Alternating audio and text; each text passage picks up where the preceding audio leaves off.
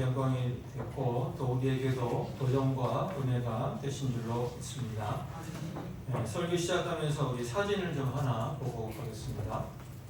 사진 보여주세요. 혈당 검사 체열실 대기표인데요. 그 밑에 잘 보시면은 번호표를 뽑고 뭐라고 되어 있어요? 기대하세요. 이렇게 되어 있어요.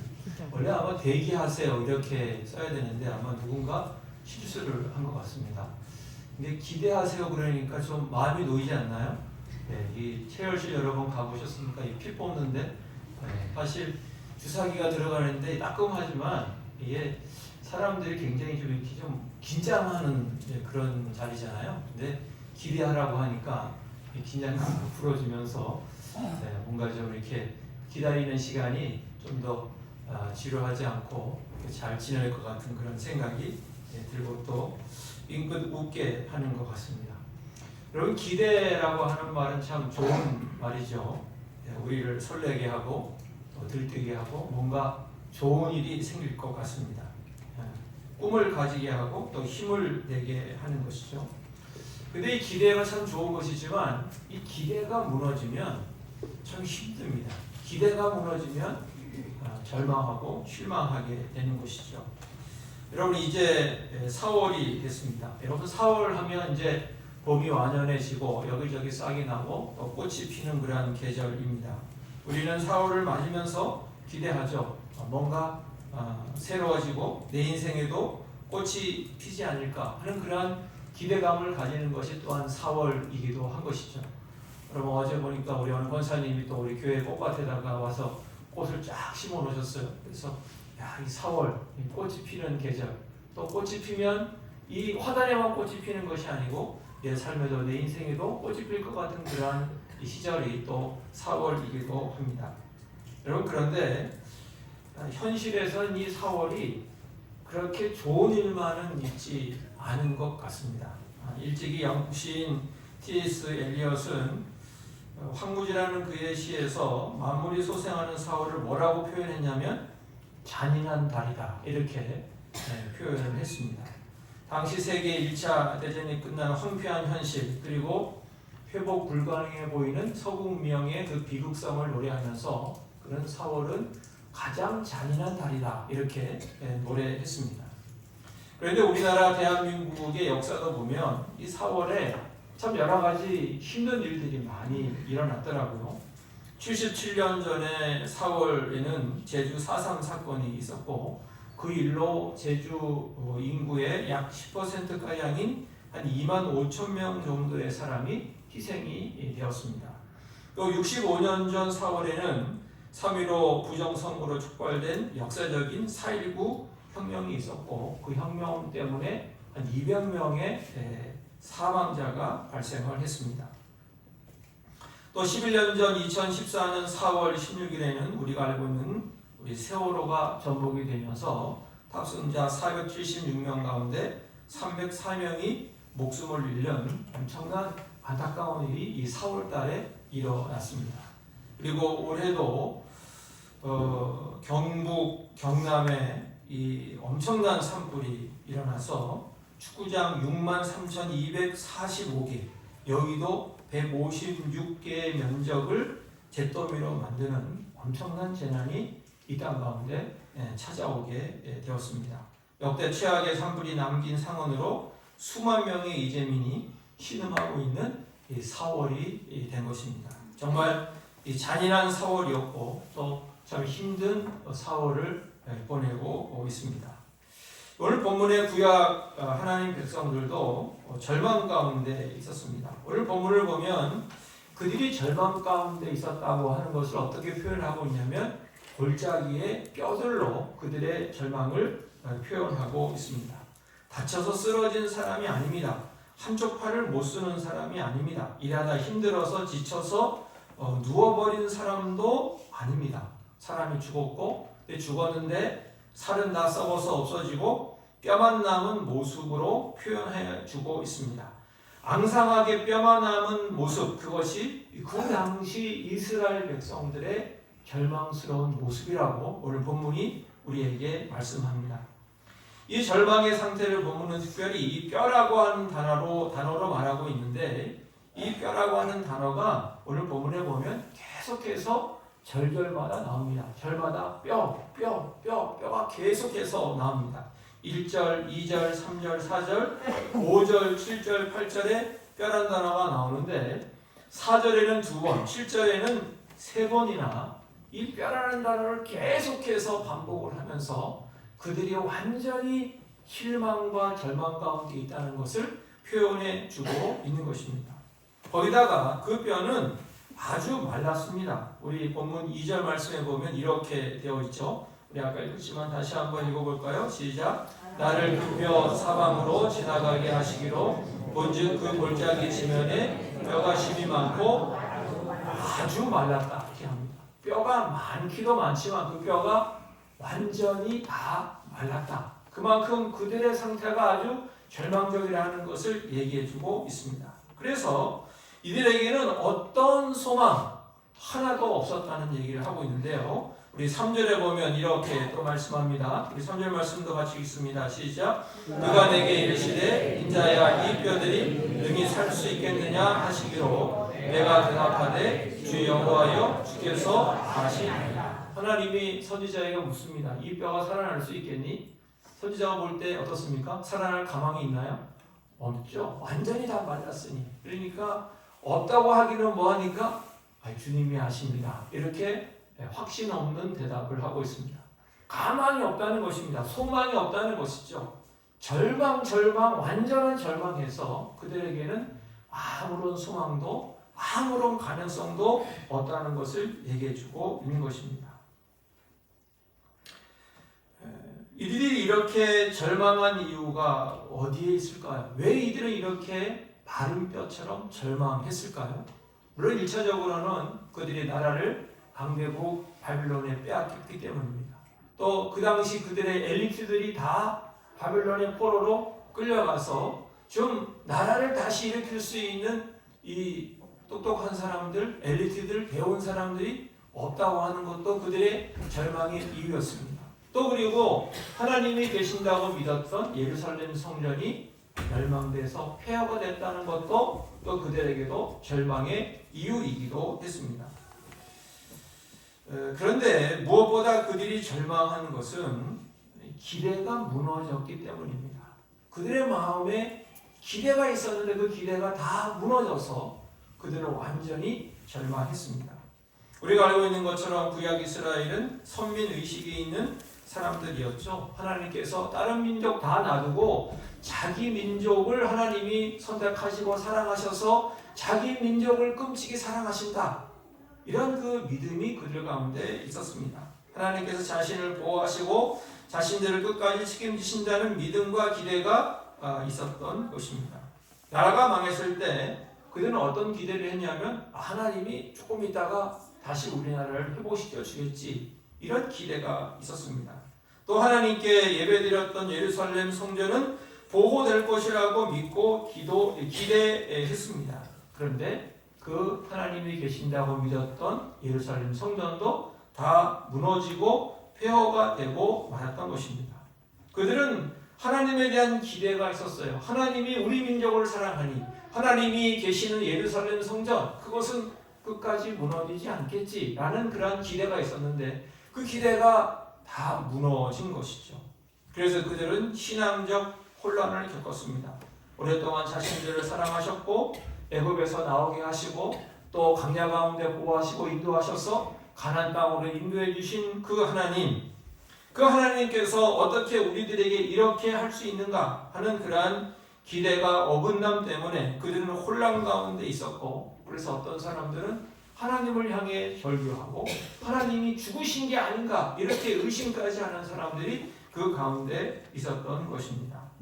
사랑하는 성도 여러분, 혹시 우리 중에도 이렇게 절망과 혼란 가운데 있는 사람이 있습니까? 기대가 있었는데 그 기대가 무너지는 바람에 절망하고 실망하고, 또 하나님에 대해서 기대를 하고 있었는데 그 기대가 무너져서 하나님에 대해서조차도 실망하고 절망한 사람들이 혹시 우리 가운데 있습니까? 여러분, 오늘 말씀을 통해서 우리가 소망을 가지고 또 위로를 받을 수 있기를 예수님의 이름으로 간절히 축복합니다. 오늘 본문을 가만히 또 읽어보면 근데 이런 절망이 이 절망으로 끝나지 않는다는 것을 얘기해 줍니다.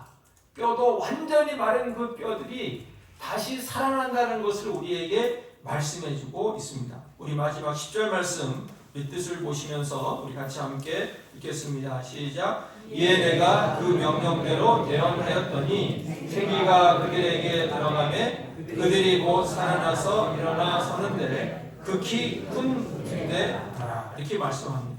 마른 뼈들이 살아나는데 몇 개의 뼈만 살아난 것이 아니고 많은 뼈들이 살아나서 마치 큰 군대를 이루었다고 말씀하고 있습니다. 1절에서는 뼈가 가득하다라고 말씀했는데 10절에는 그 뼈들이 가득한 뼈들이 다 큰 군대가 되었다 이렇게 말씀하고 있고, 또 2절에서는 뼈가 아주 말랐는데 10절에서는 그들이 살아났다고 이렇게 말씀을 하고 있습니다. 완전히 대조적이죠. 이런 대조를 통해서 그들이 완전히 절망하고 실망했는데 이제 그들이 완전히 희망을 가지게 되었다는 것을 말씀을 해주고 있는 것입니다. 구약 하나님 백성이 어떻게 이렇게 완전히 절망했다가 완전히 희망을 가지게 되었을까요? 무엇 때문에 이들은 이렇게 다시 희망을 가지게 되었고, 또 누구로 말미암아 이들은 이렇게 절망에서 희망의 사람으로 바뀌게 되었습니까? 그것은 바로 하나님 때문이었습니다. 하나님 때문에 그들은 절망에서 희망을 가지게 되었고, 하나님 때문에 하나님으로 인해서 그들은 절망했다가 소망을 가지게 된 것입니다. 오늘 본문에 가장 많이 나타나는 단어는 여호와라고 하는 단어입니다. 1절, 3절, 4절, 5절, 6절, 9절에 이 여호와라고 하는 단어가 나옵니다. 오늘 본문 말씀에 뼈라고 하는, 정말 절망 가운데 있는 뼈라고 하는 단어도 많이 나오지만, 그러나 여호와라고 하는 단어도 오늘 본문에 굉장히 많이 나옵니다. 이 짧은 본문 안에 이 여호와라는 단어가 많이 나오는 것은 이 말씀의 중심은 여호와다, 하나님이시다 라는 것을 우리에게 말씀을 해주고 있는 것입니다. 구약 하나님 백성들은 자신의 힘으로 모든 것이 불가능함을 알았습니다. 그래서 그들은 나라가 뺏기고 성전이 무너지고 하는 그걸 보면서 이제는 우리는 더 이상 할 수 있는 게 없다, 완전히 우리는 끝났다. 그들은 자포자기했고 절망했고 그들은 난감했습니다. 그러나 하나님께서는 그들을 살리실 수 있고 그들에게 가능성을 주시고 그들에게 소망을 주님께서 불어넣어 주신 것입니다. 그리고 하나님께서는 그들에게 희망을 주실 때 말씀과 성령으로 그것을 이루어 주셨습니다. 우리 4절 말씀 함께 읽겠습니다. 4절 말씀 같이 읽습니다. 시작. 또 내게 이르시되 너는 이 모든 뼈에게 대언하여 이르기를 너희 마른 뼈들아 여호와의 말씀을 들으라. 뼈들에게 하나님의 말씀을 들으라. 하나님의 말씀을 통해서 그 뼈들을 살리시고 그 뼈들을 큰 군대로 만드시는 하나님이신 것을 볼 수가 있습니다. 그리고 신약 성경에서 성령으로 번역된 이 구약의 루아흐, 우리 본문에는 생기 또는 영이라는 단어가 나오는데 이 단어도 오늘 본문에 많이 나오죠. 1절, 5절, 6절, 8절, 9절, 10절에 여러 번 나오는 것을 볼 수가 있습니다. 하나님께서는 뼈들에게 말씀을 들으라고 말씀을 선포하시면서 그들에게 성령을 부으셔서 그들을 살리시고 그들을 하나님의 사람들로 만드는 것을 볼 수가 있습니다. 절대적 절망 가운데 있는 구약 하나님 백성들에게 희망을 주는 일은 바로 하나님이 하셨고, 하나님께서는 그들에게 말씀을 통해서 그들에게 성령을 통해서 그들을 살리시고 그들에게 희망을 주시고 그들에게 소망을 허락해 주신 것입니다. 이 뼈가 살아나 큰 군대로 바뀌는 데는 오늘 본문을 보면 두 가지 과정을 거칩니다. 첫 번째 단계는 외형의 변화입니다. 우리 8절 말씀 같이 읽을까요? 시작. 또 내가 또 보니 그 뼈에 힘줄이 생기고 살이 오르며 그 위에 가죽이 덮이나 그 속에 생기는 없더라. 마른 뼈에 힘줄이 생기고 살이 오르고 가죽이 덮여서 이 외형의 변화가 일단 생기게 됩니다. 두 번째는 내적인 변화가 생기죠. 우리 아까 읽었지만 10절 말씀 다시 한번 읽겠습니다. 시작. 이에 내가 생기가 그들에게 들어가매 그들이 곧 살아나서 일어나 서는데 극히 큰 군대 거기에 생기가 들어간다고 얘기합니다. 뼈에 힘줄 가죽이 아무리 덮여도 생기가 들어가지 않으면 살아날 수 없는데 하나님께서는 먼저 외형을 변화시킨 다음에 거기에 성령, 생기를 불어넣으셔서 그들을 완전히 살리시는 것을 볼 수가 있습니다. 여러분, 우리가 절망에서 희망으로 회복되는 것도 이와 같은 두 가지 과정을 거치게 됩니다. 먼저 하나님께서 우리의 여건과 환경을 변화시키죠. 우리 외형을 변화시킵니다. 사람과의 관계, 주변 여건이 회복이 됩니다. 성도와의 관계가 회복되고 이웃과의 관계가 회복됩니다. 예배 환경이 바뀌고 여건이 좋아집니다. 살기 좋은 동네가 됩니다. 교회가 좋아지는 것입니다. 그러나 이 모든 것은 생기가 없으면 아무것도 아닙니다. 내적인 변화가 있어야 그것이 진정 살아나고 그것이 진정한 생명이 되는 것입니다. 내적인 변화는 바로 하나님과의 관계를 통해서 이루어지는 것이죠. 하나님과의 관계는 성령의 충만을 통해서 우리가 이루어집니다. 하나님과의 관계는 하나님의 영이 내 안에 가득 채워짐으로 말미암아 주님과의 관계가 회복되어져서 우리는 희망의 존재가 될 수 있는 것입니다. 사랑하는 성도 여러분, 하나님의 말씀을 통하여 성령님의 충만을 통해서 우리의 절망스러운 여건, 환경이 희망으로 바뀔 수 있기를 예수님의 이름으로 간절히 축복합니다. 그리고 여러분의 절망스러운 심령이 말씀 충만과 성령 충만을 통하여 예수님의 십자가 사랑의 충만을 통해서 회복되고 희망으로 가득하게 되기를 우리 주님의 이름으로 간절히 축복합니다. 이영환 목사님의 그 간증을 제가 좀 읽은 적이 있는데 이분의 이야기는 어떤 이야기냐면 오늘 본문의 구약 이스라엘 백성이 절망 속에서도 하나님의 회복을 경험했던 것처럼 이 목사님 또한 절망에서 하나님의 사랑을 체험한 그런 얘기였는데요. 제가 잠깐 좀 소개하겠습니다. 이 목사님 불신 가정에서 10번째로 태어났다고 합니다. 어머니가 첫째부터 8대까지는 딸을 낳았고 9번째 아들을 낳았어요. 이제 그만 낳으려고 했는데 갑작스럽게 이제 이 분이 어머니 태에 들어선 것입니다. 근데 어머니가 건강도 안 좋고 질병도 있고 막 그렇고 하고 이미 아들을 하나 낳았고 그래서 집안에서 이 마지막 10번째 아이를 그냥 이렇게 유산시키려고 민간요법을 썼다고 합니다. 민간요법을 여러 개 썼는데도 불구하고 이분이 태 속에서 살아남았어요. 그래서 태어났습니다. 그런데 그의 태어남을 아무도 반가워하지 않았던 것이죠. 이미 아들은 있었고 그리고 지우려고 했기 때문에 태어난 그 아이를 아무도 반가워하지 않았다고 해요. 집에서 부모님들도 또 할머니 할아버지도 아무도 그 아이를 반가워하지 않아서 그는 태어났지만 무관심 가운데 살게 되었다고 합니다. 그런데 이분에게 자라면서 어떤 기대가 있었냐면 다른 사람들은 다 나를 무시하고 나를 별로 달가워하지 않아도 어머니만큼은 나를 사랑하겠지. 그래도 어머니는 나를 사랑하고 이해하겠지 하는 그런 기대가 있었다는 것입니다. 그런데 어머니도 가만히 보니까 형만 사랑하는 거예요. 형을 너무 편애하고 자기는 별로 무관심한 그런 어머니를 보게 됩니다. 그래서 7살 때 형만 편애하는 어머니에게 반항을 했다 그래요. 어머니 왜 나는 사랑하지 않고 형만 사랑하냐. 근데 그때 어머니가 좀 이렇게 품어줬으면 좋을 텐데 그때 어머니는 그 막내의 마음을 이해하지 못하고 오히려 버릇을 고친다면서 회초리로 엄하게 이 막내를 때립니다. 그 엄마한테 실컷 두들겨 맞고 그런 좌절과 절망 가운데 빠지게 됩니다. 다른 사람은 몰라도 어머니는 그래도 날 이해하고 사랑하겠지 했는데 그 어머니조차 자신의 마음을 몰라주고 회초리를 막 때리니까 얘는 완전히 절망한 거예요. 어머니마저 나를 사랑하지 않구나. 그래서 누군가 자신에게 이렇게 말하는 것 같았다고 합니다.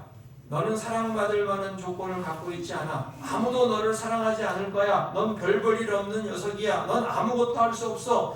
너 같은 것은 있으나 마나야. 너 같은 것이 뭘 할 수 있겠어? 라고 누군가 자신에게 말하는 것 같았다고 합니다. 어머니에 대한 마지막 기대가 무너져 내려서 그는 절망 가운데 성장을 했습니다. 아무런 꿈도 없이, 하고 싶은 것도 없이, 장래 무엇을 한다든지 무엇이 되고 싶다든지 어떻게 살겠다는 그런 꿈이 전혀 없이 그냥 그는 중학교를 졸업을 하고 고등학교를 아예 포기하고 가지 않고 그냥 내일이 없는 인생을 살아가는 그러한 집에서 그냥 부모님 손이나 좀 도와드리는 그러한 삶을 살게 되었다고 합니다. 그러던 어느 날 그 교회가 없던 그 시골에 교회가 들어오게 되었고 이분이 이제 뭐 소망도 없고 아무 할 일도 없고 하니까 교회를 나가기 시작했고 그 교회에 나간 지 3년 만에 하나님께서 그를 찾아오셨습니다. 낙심한 마음을 어루만져 주시고 그분에게 내가 너를 사랑한다고 말씀해 주셨어요. 그 하나님의 찾아오심에 이분은 자기 자신을 돌아보고 자기 자신이 원망과 불평했던 그 마음들을 다 회개하고 말씀과 성령으로 자신을 찾아오신 그 예수님을 마음으로 받아들였습니다. 십자가의 사랑에 감사하고 그 은혜를 깨닫고 나자 자기 삶의 목적이 생기기 시작했고 하나님을 위해서 내가 뭘 해야 되겠다라는 마음을 먹게 되었고 그는 나중에 이제 신학교에 가서 목사님이 되어서 이제는 판밭 제일교회 원로 목사님, 이제는 은퇴하신 그런 목사님이 되었는데 이분의 이 간증 이야기였습니다. 이분도 기대가 무너져서 절망과 실망 가운데 살다가 예수 그리스도의 십자가의 그 은혜와 사랑을 경험을 하고 다시 희망을 가지게 되었고 그는 나중에 목사님이 되어서 교회를 목회하는 그러한 하나님의 사람이 된 것입니다. 여러분 저도 지금까지 인생을 살면서 보면 참 기대가 무너진 적이 여러 번 있었어요. 사람들에 대한 기대도 무너지고 또 일에 대한 기대가 무너질 때도 있었습니다. 그렇지만 그럼에도 불구하고 끝까지 남아 계시면서 나를 인정하시고 저를 사랑하시는 분이 계셨으니 바로 하나님이셨습니다. 사람들이 떠나가도 사람들이 손가락질을 해도 끝까지 저를 사랑하시고 저를 붙들어 주시고 저를 인도해 주신 분 그분은 바로 십자가의 예수님이셨습니다. 나를 사랑하되 십자가에서 죽기까지 사랑하셨습니다. 저를 사랑하는 분이 있었습니다. 그것도 엄청나게 사랑하는 분이 있었습니다. 그것이 저를 절망에서 일으켜 세웠고 다시 살게 하시고 지금 이 자리까지 오게 하였습니다. 하나님께 사랑하시는 성도 여러분 혹시 절망 가운데 있습니까? 환경도 좋지 않고 사랑과의 관계도 어렵습니까? 기대할 것이 아무것도 남아있지 않았습니까? 더 이상 희망을 이야기할 수 없습니까? 이제는 완전히 절망 가운데 빠져 있습니까? 그리고 그 기대가 무너져서 절망 가운데 있는 사람이 있습니까? 사람에 대한 기대, 사회에 대한 기대, 나라에 대한 기대 그리고 하나님께 대한 기대가 무너져서 실망, 절망의 구렁텅이에 내몰린 사람이 있으십니까? 그럼에도 불구하고 하나님께서는 우리를 사랑하십니다. 예레미야 29장 11절 말씀 우리 함께 읽겠습니다. 시작. 여호와의 말씀이니라 너희를 향한 나의 생각을 내가 하나니 평안이요 재앙이 아니니라. 너희에게 미래와 희망을 주는 것이니라. 우리에게 미래와 희망을 주기 원하시는 하나님께서 우리를 찾아오실 줄로 믿습니다. 말씀과 성령으로 찾아가십니다. 십자가의 사랑으로 사랑의 손을 내미십니다. 여러분 마음을 열고 그 주님을 여러분 마음에 받아들이시기를 바랍니다. 부족하지만 여러분 사랑으로 하나님 저도 하나님을 사랑합니다 고백하며 나갈 수 있기를 바랍니다. 마른 뼈를 살리시고 일으키신 하나님께서 우리를 절망에서 건져내서 모든 것을 회복시키시고 용사처럼 굳게 세워주실 줄로 믿습니다. 이런 은혜가 우리 모두에게 함께하기를 예수님의 이름으로 축복합니다. 그래서 잔인한 사울이 아니라 희망의 사울, 행복한 사울이 되기를 우리 주 예수님의 이름으로 간절히 축복합니다. 기도하겠습니다. 하나님 아버지, 오늘 절망 가운데 빠진 이스라엘 백성들이 있었습니다. 그들은 완전히 절망했습니다. 그러나 하나님께서 그들에게 희망을 불어넣어 주셨습니다. 말씀과 성령을 통해서 유형을 바꾸고 그들의 심령에 성령을 부으심으로 말미암아 그들이 살아나서 큰 용사들이 주님 되었습니다. 하나님, 혹시 오늘도 우리가 세상을 살아가면서 우리의 기대가 무너져서 절망 가운데 있는 사람들이 있습니까? 실망 가운데 살아가는 사람들이 있습니까? 좌절하여 엎드러진 사람들이 혹시 있습니까? 하나님, 찾아가 주시옵소서. 오늘 이스라엘 백성을 찾아가신 하나님께서 우리에게 희망과 미래를 주기 원하시는 하나님께서 우리를 찾아가 주시기를 원합니다. 우리를 찾아오시기를 주님 원합니다. 십자가의 사랑으로 우리를 찾아와 주시기를 원합니다. 우리가 마음을 열고 그분을 받아들임으로 하나님, 세상에서는 희망이 없지만 주님을 통해서 희망을 가지게 하시고 소망을 가지게 하시고 다시 회복되어지는 역사가 우리 가운데 있게 하여 주시옵소서. 그리하여 4월 한 달이 희망의 달이요, 복된 달이요, 행복의 달이요, 부활의 달이 되는 역사가 우리 가운데 있게 해 주시옵소서. 예수님의 이름으로 기도하옵나이다. 아멘. 경성대장